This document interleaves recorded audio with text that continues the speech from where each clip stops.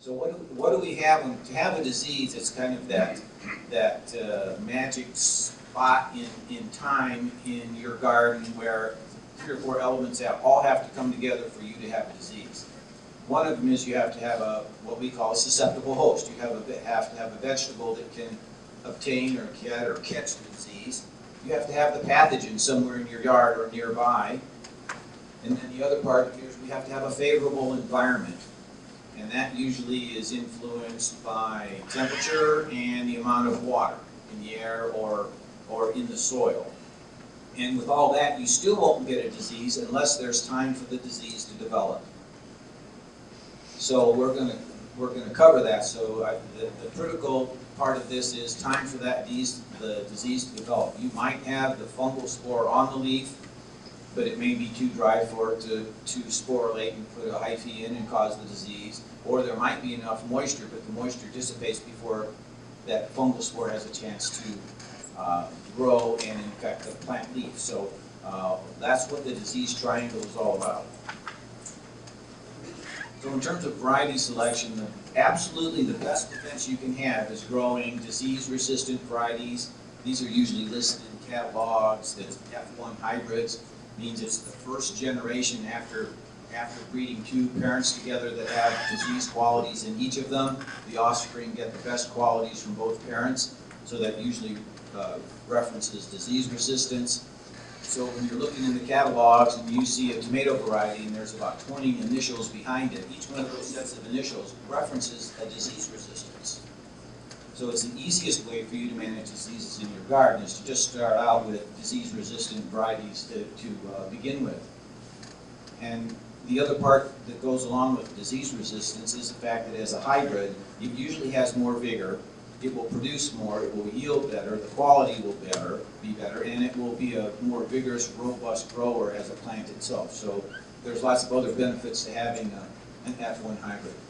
The fourth bullet there is that for those that are really enjoying the flavor, the texture, the appearance of our heritage or antique varieties, especially when it comes to tomatoes, just recognize those are the things that we got the varieties we have today from, and we bred in all the resistance. So antique and heritage varieties, in many cases, have absolutely no disease resistance.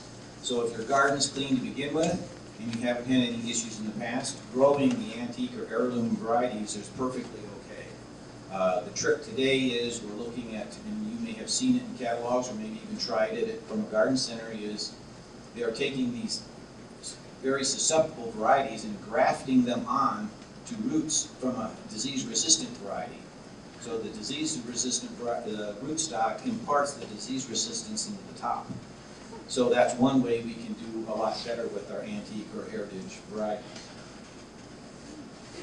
So in this case, there's just a picture of a catalog that's circled as EFN, that stands for verticillium, fusarium, and nematode resistance. Those are 3 problems we cannot control. So it's to your benefit then to have that kind of resistance in there. The variety called supersonic, it says resistance to fusarium race 1 and verticillium wilts. There's also fusarium race 2, 3, 4 that are out there because diseases mutate very quickly. And we think about that with germs in the hospital. It makes sense. Same thing happens out there in the world. So this is why disease resistance F1 hybrids are really what you want to use. The other management thing that you can do is most of us, and I won't ask for a show of hands here, most of us overplant. And you're laughing. And most of us overplant. Overcrowding creates that environment that it promotes diseases. I'll just let it go at that. So overplanting, overcrowding, one of the worst things you can do. Even if you plant a disease-resistant variety, the disease pressure is greater when the plants are crowded and overplanted. So proper spacing is very, very important. How come we do that? Because we go to the garden center and they sell us tomatoes in a 6-pack, don't they? Or peppers. So we come home and plant them all, whether we have the space or not. So give some to a neighbor's plot. Give some to the food bank to allow someone to take it home and grow their own tomatoes. I've been in food banks where the folks that got the tomato plant earlier in the year are actually donating tomatoes back to the food bank. Everybody wants to do good things. So that's something you can think about. The worst you can do is add it to the compost pile if there's no room for it. But don't necessarily just plant them all just because you had to buy them all. Good example are tomato diseases. Tomato diseases, the ones that come from the soil, start at the very base of the plant, come up into the center and work their way out and then up into the top of the plant. Normally when I ask for questions, I say, because most folks are embarrassed to ask anything about their own yard, phrase the question by saying, I've got a neighbor that. How many neighbors have seen that straggly tomato plant with 3 fruits and half a dozen leaves at the top every year? Thank you, Master Gardeners, for admitting it back there. So overcrowding causes that. You spread them out, the air gets to come through, the sunlight gets in there, dries the foliage out. What have you eliminated? You've eliminated the environment and the time it takes for a disease to happen. So you've helped yourself out greatly. So spacing is a big, big deal. You can get any of that information you need if you're going to sow from seed right on the seed pack. Because it's going to tell you how many seeds to plant per row, per lineal foot. It'll give you a picture oftentimes of what the seedling looks like so you know not to weed it out when you're weeding out seedling weeds. It'll tell you 3 weeks later thin to so many plants per foot. That information's there, and it's certainly to your benefit to keep reading the label.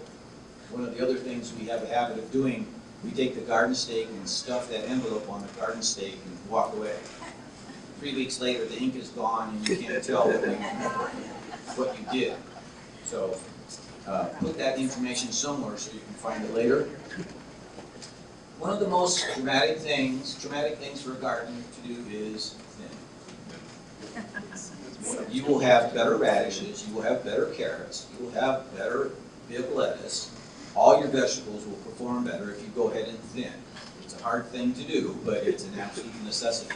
When you thin, you're helping with proper plant spacing, and again, less disease incidence in those plants.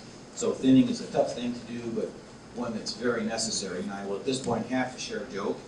I'm dating my then girlfriend, now wife, where her house, the neighbor lady is across the fence and she's underneath and she's just going down the road thinning like crazy, but she's thinning radishes and she's leaving a radish about every 6 to 8 inches.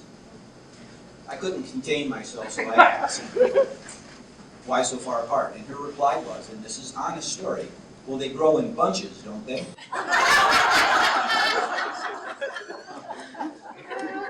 Because that's the only way she's ever bought radishes, was in a bunch at the grocery store. Radishes don't grow in bunches, folks. So another thing you can do when you talk about sanitation, it's a lot more than just cleaning up the garden in the fall of the year.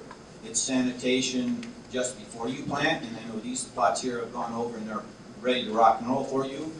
But at home, we may not be as prompt as we should have been. We may have debris and residue from last fall's garden yet around. It needs to get cleaned up because that residue, if it was diseased, is just there waiting to come right back onto your brand new plants. So sanitation at the beginning of the season is important. Sanitation during the season can be very important because we have, and we all have veggies that were unsuitable for table use, and we pull them off, we harvest them, we know we should be doing that, but then we just leave them laying in the garden. Well, those diseased plant parts are right there to reinfect other better plant parts as the season goes along. So those things need to be removed out of the garden. They need to be kicked to the curb in the landscape waste bag, not something that goes into your compost pile. So keeping the garden clean and sanitized, if you will, during the year is very, very helpful. You already heard about the end of the year, so I'm not going to repeat that. The idea about controlling insects, and what do insects have to do with the disease, but insects oftentimes are vectors or the carrier of diseases, and our garden would be marvelously clean if indeed we were able to keep the insects out that spread these diseases. So there are certain insects, in particular aphids, as an insect may feed, and I should also say this also works hand in hand with sanitation. You might keep your garden clean, but if you have a whole bunch of ungrown, unmowed, rank-looking weeds and things around along the fence line nearby, they can host the disease, show no symptomology, The aphids feed on the weed. They come into your garden and feed on healthy plants and spread diseases. So keeping that part of the sanitation is also important, but then keeping the insects. You only have control over your own yard. Then the insects are going to fly from several houses away, for example. So you need to be able to manage the insects as well. So as an example, there is a disease of cucumbers called cucumber wilt. It's a bacterial disease. It gets spread by the cucumber beetle. So if you let the cucumber beetle feed on the plant very early in the season, just about the time you're ready to harvest cucumbers, the plant collapses and dies. If you protect that cucumber plant from the cucumber beetle until it starts to flower with remade fabric, or if it's at home, an insecticide to control the insects, you still might get cucumber wilt happening, but you've at least had several harvests of cucumbers before the plant dies for the season. So timing is important, but managing those insects is also important when it comes to weeds. Viruses, unrelated to maybe the vegetable garden, but we have virus diseases that are typically spread by insects as well. Rose rosette in roses is a good example. You can have them on phlox and many other plants. So controlling the insects is also important. Not an issue here, of course, because all these gardens are right out there in the absolute most beneficial spot, all in the full sun. But at home, in other areas where you might have gardens growing, full sun's critical if you expect, my phrase is a partial sun and partial crop. Anything that fruits, tomatoes, peppers, beans, cucumbers, melons, they all take lots of energy, not just to grow the plant, but to fulfill the fruit. So if you have less than full sun, you might have better luck growing the the lettuces, the greens, the things that don't flower and have a fruit part that you would harvest. You're harvesting the plant or the leaves. So less than a full day's worth of sun, you'll find perhaps better results growing leafy greens or the early spring vegetables before the shade trees come out and everything gets shaded over. So sunlight's pretty important. You ought to have at least 6 to 8 hours of sunlight a day, kind of as a minimum. And then everything after that just makes everything grow and perform better for you. If you have to pick a sunshade setting, early morning sun is better because it dries out the foliages and that keeps you from having diseases again. So early morning sun for disease purposes is better. Afternoon sun is stronger and more intense and better than the morning sun, but for disease control, which is what we're talking about here, morning sun is going to be preferred. And to keep the garden growing, you want to put those taller crops somewhere in the garden where they're not going to shade out other crops that you're trying to grow as they get taller. So if you're growing things vertically on trellises or growing sweet corn, for example, you want to make sure they're not going to inhibit that east-west flow of sunlight during the day for you. Water is something that's very critical. There's been enough studies around that says that we kill more plants by overwatering or underwatering than insects and diseases together. And that's something we can manage and that we can control. Moisture is absolutely necessary for the germination of our vegetable seeds. The seed imbibes that soil moisture, begins to swell, breaks free of the seed coat, and out goes the root and up comes the top. And it's absolutely necessary. If you're growing transplants, critical that as soon as you plant the transplant, you water it in so the soil settles around and you get those new roots some immediate moisture. If you plant a transplant in a dry soil and don't water it, the dry soil begins to equalize the moisture that's in the little root ball and pull everything out of that, and you have a very wilted plant very, very, very quickly. Water clearly is needed for the general growth of the vegetable, but as important as that is, there are very critical times for healthy fruit and pod fulfillment. Tomatoes, cucumbers, squashes, snap beans, they all need that moisture when the pods are filling. If it's a bean, if it's the cucumber that's growing. How many of us have a neighbor that have a cucumber that's fat, skinny fat? Well, when it was skinny, it needed water and didn't get it. Water resumed and the cucumber swelled again. That's a great example of uneven watering. So watering is really critical for that. It's critical for leafy vegetables if you don't want bitter, chewy, leathery leafy lettuces and things. Water is very important for that, so just keep those kinds of things in mind. So here's some of the critical dry periods. Crucifers, we're talking about during head development. Corn, if you're growing sweet corn during tasseling and the ear corn, the corn filling part. So silking and tasseling, you want the pollen to be able to make its way all the way through the silk down into the ear so you get a kernel of corn. Vine crops, I already mentioned, so you get a nice even cucumber instead. Anytime for tomatoes and peppers, you want to have good even moisture. If you've ever had tomatoes that have been nearly ripe and we left them until after the rainstorm and gone out and the skin is split, the tomato plant will continue to take up water even though the fruit is mature and at the right size. So you want water the whole time the fruit's developing so it'll grow very consistently and be large and mature and typical of the size of the variety you bought. So that's some of the reasons why we want to make sure we do a good job of watering. And if you don't have water easily, then mulching helps conserve moisture, keeps the soil temperatures cooler, separates the soil from the vegetable, which will help with disease control for any diseases that splash up from the soil onto those lower leaves. So mulches can be a vital tool there in terms of disease management as well. If there's other tricks here, you want to water the soil and not the plant. You want to be sure that the plant, if you do water during the day, is dry by nightfall. That's where great-grandma and grandma said, well, you can only water on rising temperatures. They may have not understood what happens with the diseases, but they knew better than to leave the plants wet at night. So they may have not understood the pathogen back then, but they knew the better way to grow these things. So water the soil, not the plant. Water on rising temperatures. You just don't want that foliage wet at night.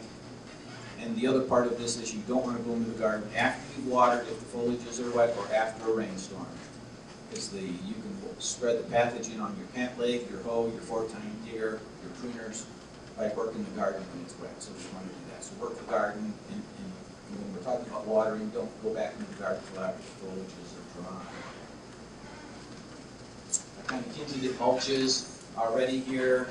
Roots really prefer cool soil and a fair amount of moisture. And mulches, again, help keep that level very, very uniform. And I think clearly, if you read that right there, I've already gotten ahead of myself, so I'll go on. When we talk about soils, you have a very interesting situation here in that the beds were built up. Great soil was brought in with good porosity, good levels, good water holding capacity here. But if you're growing in the ground, older neighborhoods, because the soils weren't as nearly disturbed when the houses were built and they're 20 or 30 years later, the soils in older established neighborhoods are much better than the soils in the newer subdivision. In fact, you may have a garden plot here because the garden soil in your own yard is still terrible. Anybody got a neighbor like that? Again, that's very common. So it's amazing within a 5-year period how much your soil can change. And it's a great experiment to garden in that same spot for 5 years and then decide to enlarge the garden and realize that extra 2 feet that you added to the end, that soil is nothing like what you've been gardening in. Because every year you've grown things, you've added organic matter, the roots have grown and died in the soil profile. You've got worms in your garden, but you won't have worms in that other 2 foot that's next to it. So it makes an amazing difference how quickly that can change. Most of our soils around here have plenty of phosphorus and potassium in them. Most of our soils around here have a pH of around 7 or above. What might be lacking most, believe it or not, is nitrogen, but you get too carried away with that, and all you get is green veggies and no fruit, so you have to be careful. But most of our soils are perfectly okay to garden in for several years before we really have to be concerned with nutrition. Certainly, a starter fertilizer or transplant fertilizer is most appropriate for transplants. That's helpful. When you are ready to amend the soil, organic matter of any kind is a great resource. Again, that organic matter provides nutrition as it breaks down to the plants on a 24/7, 365 basis. It's there when the plant needs it, not when we go out and sprinkle some around. So organic matter, compost, as they break down, they're great for the garden soils. Usually, if you start adding organic matter, you will find the soil drains and yet still holds more moisture. So that's the two things that plants need. For them to transport water up into the top, they need to have soil oxygen. And that's readily available in a soil that's well amended and has lots of good organic matter. You also have extra kinds of things in the organic matter that you don't get out of the bag of synthetic fertilizer. You get all the, besides the macronutrients, you get all the minor nutrients and the micronutrients that the plants need in small amounts. How many here of us take a supplement? Okay, what are we doing? The same thing. We're doing what the plants do when you give them organic matter. They're getting all those extra little things that they need in much smaller amounts out of the soil. So soil amendments are a great thing. In particular, just about any kind of a good decomposed organic matter is helpful. We talk about health here. We're saying if you have a vigorous plant, you're going to have a plant that resists diseases. Even if it's susceptible to a disease, it will resist that disease longer than one that's stressed out. A lot of times they grow and cover the garden soil quickly, so you have fewer weeds, bigger root systems, and that means when you do have a drought, if you're not able to water, they resist the drought longer and come back quicker after the drought. So it's to your benefit to make sure that you have plants that really grow vigorously and healthy, but again, not to the point where you get all green and no veggies. In a garden plot like we have here at Sherman, this is not something that's easily accomplished, but before we had lots of disease resistances in the catalogs available to us, the only way to keep diseases down was to make sure we didn't plant the same family of plants year after year in the same places. So we typically are talking about crop rotation, and when you do that, it just means that you've not provided anything for that disease organism in the soil to live on until you plant your susceptible crop back. So the inoculum may never go away, but the incidence of disease is far, far reduced when you do come back with that plant. Easier to do in large gardens or very large gardens. We're talking about rotating between the tomato family, the vine family, and the cole crops or the cabbage family. None of those three families will host a disease for the other two. So by rotating at least on a 3-year rotation, you have a chance then of lessening the disease incidence in the garden over time. So, a lot of folks know tomato and peppers together, but who knew a potato or an eggplant was in the same family? So it won't do any good to rotate from a tomato to an eggplant. You have to rotate out of the family into these other families. Historically, in the old days, a fourth rotation would have been to let that land lay fallow or put a cover crop in it, furthering the disease control practices. So these are things that you can do as gardeners. You might, if you had the luxury of having 3 single beds here, grow 3 families of crops, 1 in each bed, and rotate amongst your 3 beds, if you had that option. And the last part here is really fungicides or disease control. Again, I understand that none of that is allowed here, which is a good thing, because while you might not, you don't know what the neighbor's doing, and there could be incidences where things can happen, so it's best not to let that happen anyway. But fungicides are only preventive in nature. They can't cure anything. And for us as homeowners, most often we don't recognize the disease, until it's too late. We can see if a bug is chewing holes in the leaves. There's some obvious things there. But diseases sneak up on us. Like I said, they start in the center of the plants and move their way up and out if it's a tomato plant. But other blights and bacterial things, cankers can happen, and it's too late. Fusarium blight and verticillium wilt are soil-borne vascular diseases. They get in the roots, block the ability of the plant to move moisture up into the plant, and the plant collapses. And there's nothing to stop that. So you really need to use your disease-resistant varieties for some of these, but spraying or treating at the very first sign is critical. And because fungicides are only protective or preventative, you have to have absolutely thorough coverage, and that might mean the tops and the bottom of the leaves. So you can already begin to see the kind of challenges that happen. And then on like everything else you see on every label, you really do need to read the label before you buy it, before you mix it, and after you're done, so you know how to deal with any leftovers. So, by the way, the label is a legal document. Anybody know that? So every time you don't do it by the label, you're breaking the law. Have I scared anybody? Yeah, according to the neighbor, I did it right. So that, zooming kind of a few minutes here is what I wanted to share with you. I'll take any questions other than medical or marital. Yes, please. Sometimes when I grow tomatoes, I get a black bottom. I don't know what that is. What's causing that? Well, the smart aleck answer would be quit sitting in the mud. What you're referring to is a problem called, it's a nutritional problem called blossom end rot. And there, for a moment, when the plant was developing the skin, it did not get enough calcium out of the soil. That usually happens on our first fruit sets, and then it kind of magically goes away after that. By the time the second fruit sets happen, the root system is big enough it can get the calcium that's needed. But that's a nutrition, that's a calcium. How do I put calcium into it? You can use dolomitic lime. You can crush up eggshells. Done that. You can use the eggshell thing, but that's over time. That eggshell has to decay and break and disappear before the calcium is actually into the soil. Oh, okay. And I still don't say, and I still say do that, because over time you fix that problem so that you never have blossom end rot. But in the meantime, yes, it's usually the first fruit set. Sure. The question was tomatoes. The tomatoes near the blossom end, you have a black spot. It's oftentimes the first tomato that looks like it's ripe until you go to pick it and you find a surprise.